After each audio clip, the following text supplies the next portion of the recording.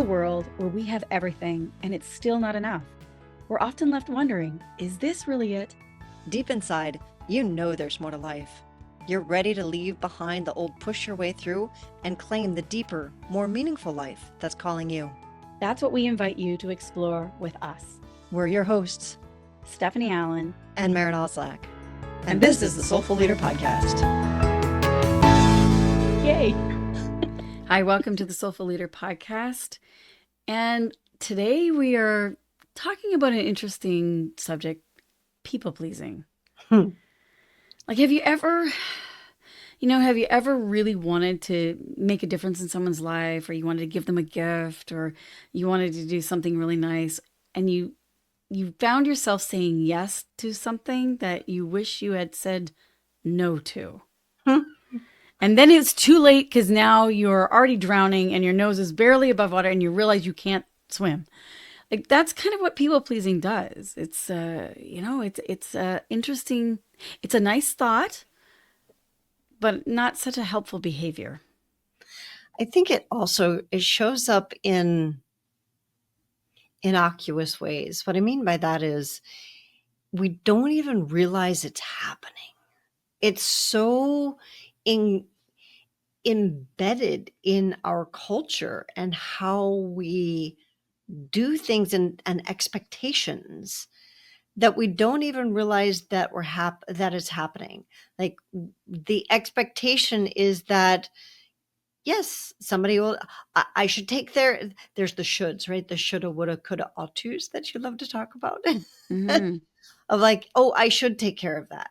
So you just automatically do, or you say that you will, but then it ends up this like this big rolling stone of, oh my God, why did I say yes to that? And I not, like you said, now I have to do it. Now I have to find time for it. And so you put your own stuff on the back burner, and then there's the resentment that builds, and then it can turn into anger, and then it can, like, all of this stuff comes along with it. Yeah, it comes down, like when you say the shoulda, coulda, woulda, ought tos. It's like sometimes you want to say to yourself, yes, I can do that, but is it mine to do? Should I? Am I the one to do this? Just because I can doesn't mean I should. And I think even further, just because society or this person or my relationship with this person or some part of me that feels duty bound says I should, doesn't actually mean that I should. So it's interesting. Yeah. As an example, I my roof needs to be fixed. So if anyone who's listening out there needs to help me out. I need my roof fixed. And we have had some that we have done, has done roofing for us for like literally decades. And I asked them 5 years ago, literally, it'll be 5 years, that initially when the roof wasn't really in that bad of a shape, but now it's in bad shape. And God loved them. They kept saying, yeah, Steph, I'm going to come do them. I'm going to come do it. And then they wouldn't show up. And then there would be another excuse. Oh, well, I have to wait till at least there's 10 days in a row where there's no rain. Well, we're in a dry spell. Like, we've had pretty much 2 months. That's more than 10 days. At least my math tells me so. And so what's happening, though, is that I don't know this for sure, but I believe that this person said yes because we've had a long-standing relationship and a good relationship. And they don't want to disappoint. Sure, they want to do it. They want to do it. I want to be there. But it's not really where the direction of their company is going anymore. And just because they can do it doesn't mean they should do it. But if I say no to Stephanie, then I'm going to let her down. And I really like Stephanie, so I don't want to let her down. So therefore, I'm just going to keep saying yes and not show up, which really also lets me down, if that makes sense. And I'm not putting blame out on them. I can see it where I do it myself. Yeah. I'm catching it because I think when we care about somebody, we really like them, or they're a good person, or it's a great project. It has a lot of meaning and potential to this project.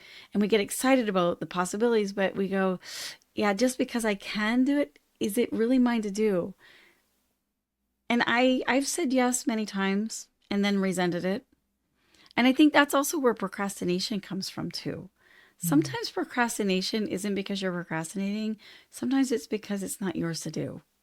And I'm saying that to myself right now. Yeah. Two kind of ironic things. One of them is procrastination can come from like two places on those extremes of like it's absolutely mine to do and I'm scared of the success or the failure that might come with it. Right. And sometimes it's not even mine to do. The other ironic thing is that people pleasing actually doesn't please either party. Yeah. So, in truth, the person who is the one who's doing the pleasing, you're doing it for all the wrong and I'll say you because I'll turn that around and say we because I do this too. Like for me, when I do stuff like that, I do realize at some point that I've done it for all the wrong reasons. And then I get to look at, like I said before, the resentment that I have because, oh shit, I still need to do that thing for that person that I promised. And why did I do that? And the anger that starts to build up and all of that stuff. The pleasee, the person I'm doing it for, is not actually pleased, as you just heard from Stephanie, right? 5 years later. It's like it would have been much better 5 years ago or 4 years ago or what, like whenever is the right moment, which is when you realize I really shouldn't be doing this. That's the right moment to say, you know what? I'm so sorry.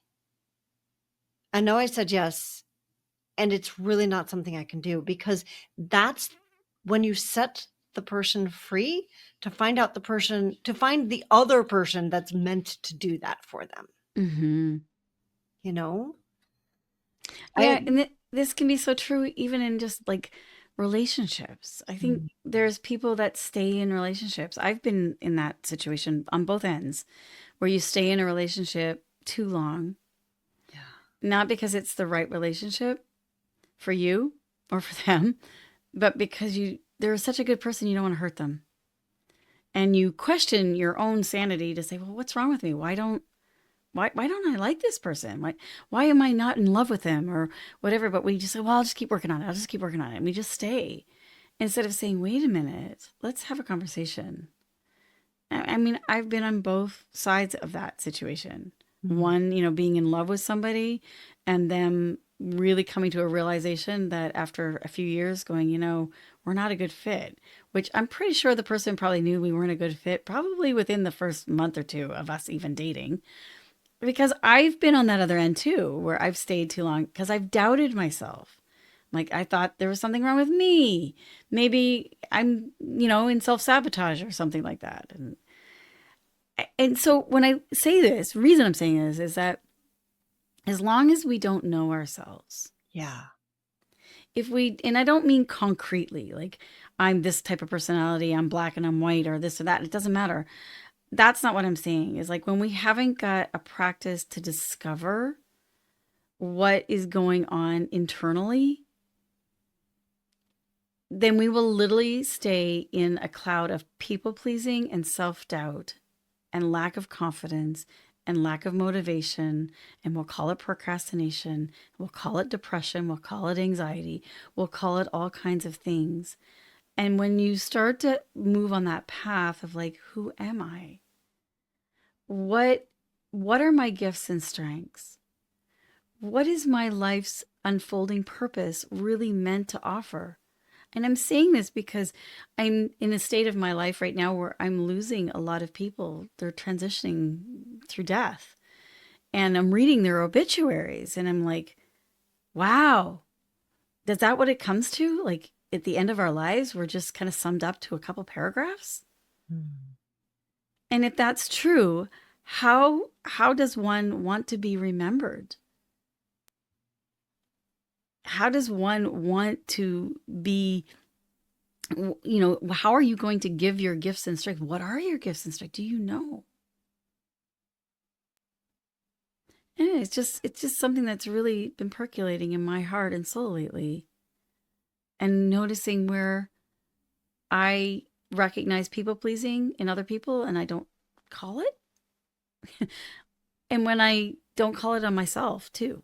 Like, wait a minute.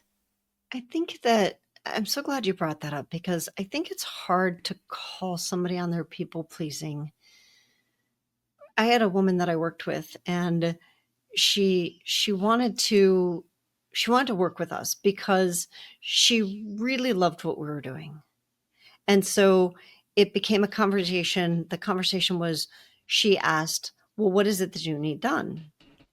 And we had a list of things that we needed done. The thing that I responded back to her, though, was, it's not so much about what we need done. It's, what would you like to do? And let's find the overlap of what you want to do and what we need done. And then we'll meet there. And she didn't get that. Well, it's a She just, different paradigm, isn't it? It's like very different paradigm. people don't tend to, like, it's like file not found. Yes. Like, what are you talking about? I don't understand.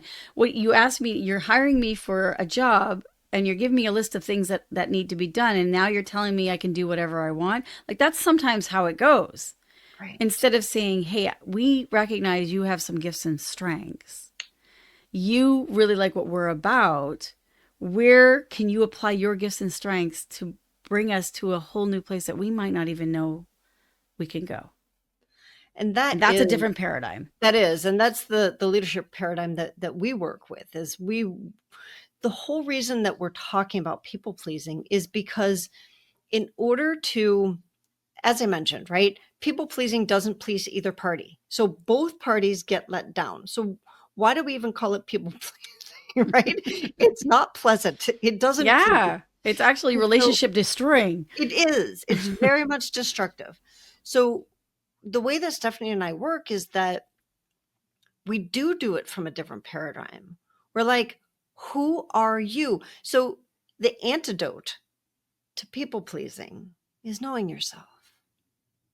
Because when I know myself, I know what it's like you said, I can do that and it's not mine to do. So let me give you some ideas of somebody that could, or just flat out, I can do that. And I just, you know what? It's not mine to do. So now I free the person up to find the right match. Because what ended up happening with me and this lovely, lovely woman who really, really wanted to work with us was that we went through the process of her getting to the point of realizing all the list of our to-dos that we needed to get done. She's like, oh, you know what? I'm so frustrated. I'm not good at that. And this is where I say it's hard to call somebody on their people pleasing, because she needed to find that out for herself. And at the same time, it cost us, there's always a cost to people pleasing. So what it ended up costing me is our time and energy and effort spent getting her to the point of recognizing that's not the right thing for me, versus that same amount of time spent, okay, we could have found somebody in the meantime. And I don't mean that as a shame thing. I think it was a great exercise for both us and for her.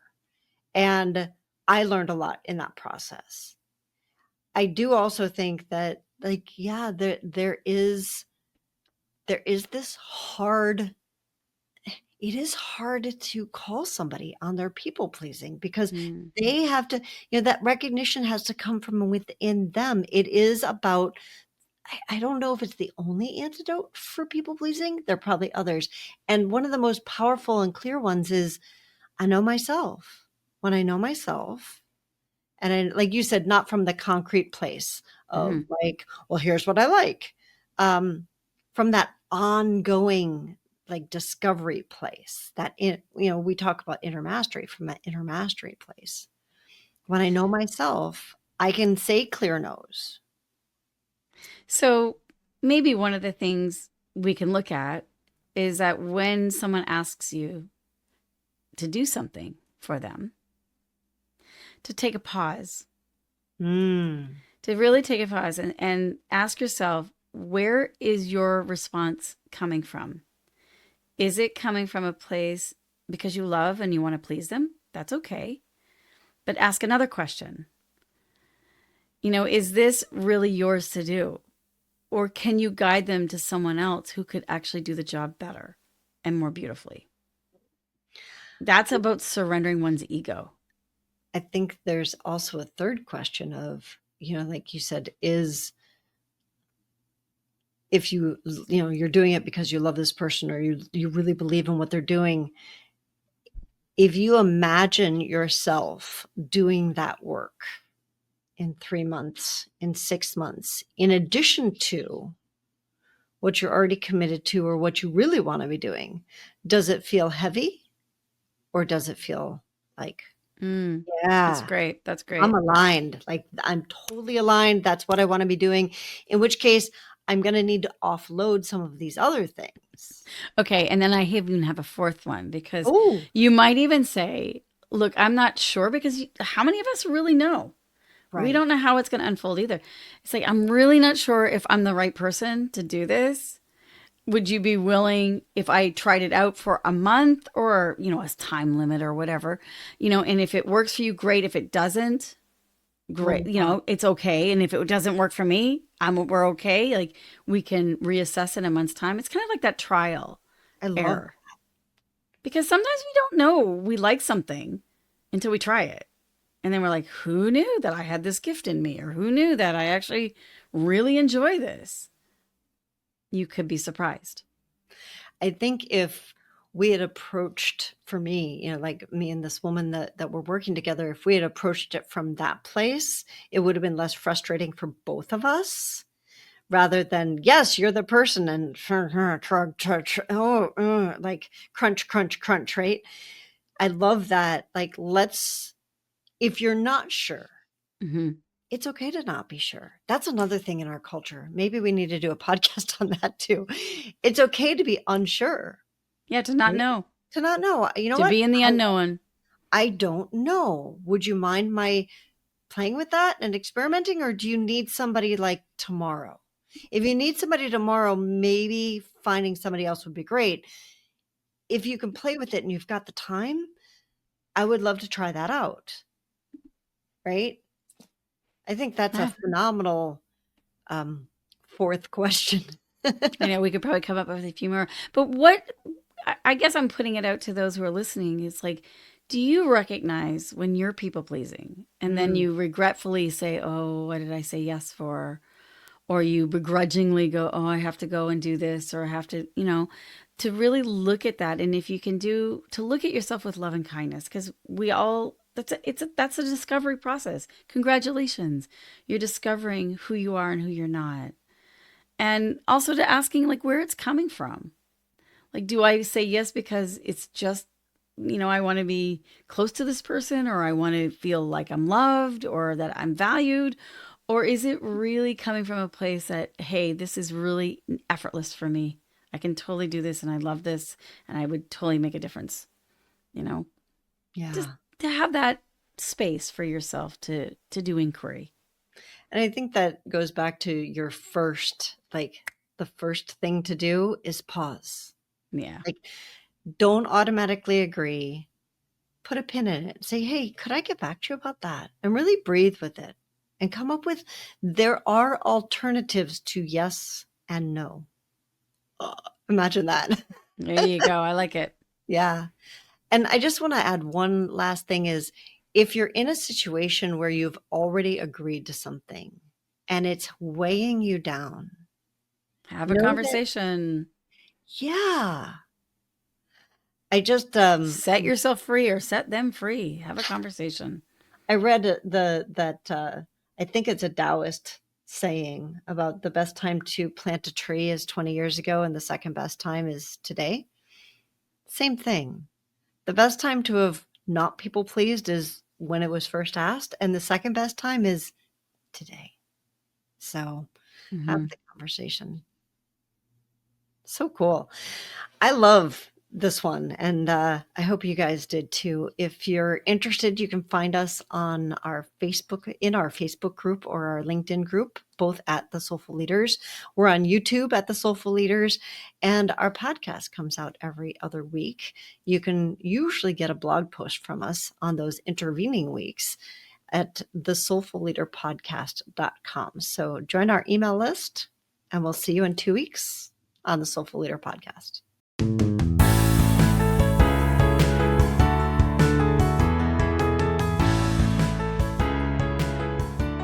And that wraps up another episode of the Soulful Leader podcast with your hosts, Stephanie Allen and Maren Oslack. Thank you for listening. If you'd like to dive deeper, head over to our website at thesoulfulleaderpodcast.com. Until next time.